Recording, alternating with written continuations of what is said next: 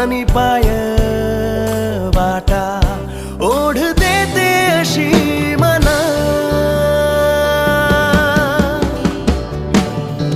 कोकणाची माती हळवी गोड नाती सौंदर्याचा तो खजिना.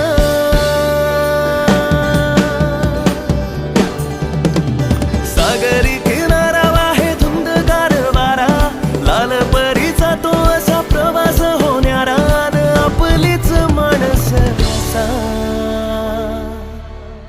येवा कोकण आपलोच असा येवा कोकण आपलोच असा येवा कोकण आपलोच.